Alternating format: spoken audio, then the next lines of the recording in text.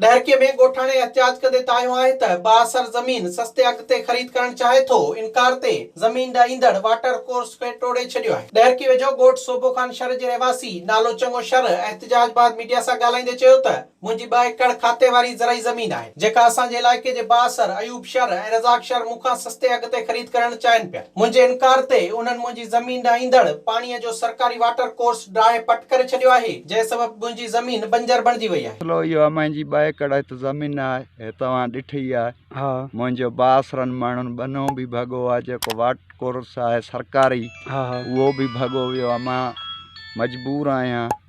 हाणे मुंहिंजी अपील आहे DPO घोटकी इरिगेशन इदारनि सभ खे त मां सां हक़ सां चुकियो वञे। मां शरीफ़ माण्हू आहियां, कारोबारी माण्हू आहियां। मुंहिंजो न झेड़नि सां को मसइलो आहे न मसाइल आहे। मुंहिंजो 323 नंबर जो बाक़ाइदा सभु मुंहिंजो ज़ाती खातो आहे, जेका सरकारी मुंहिंजी मिल्कियत आहे।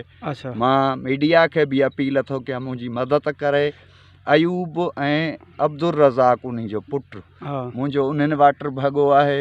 मां लांजार साहब खे अपील थो कयां त इन्हनि ते FIR कटे। गोठाणे SSP घोटकी इरिगेशन जे ऑफिसरनि खे अपील कई त बासरनि खिलाफ़ कानूनी कार्रवाई करे ज़मीन ॾांहुं ईंदड़ वाटर कोर्स बहाल कयो वञे। विजिट कयो अवामी आवाज़ मीडिया ग्रुप जी वेबसाइट awamiawaz.pk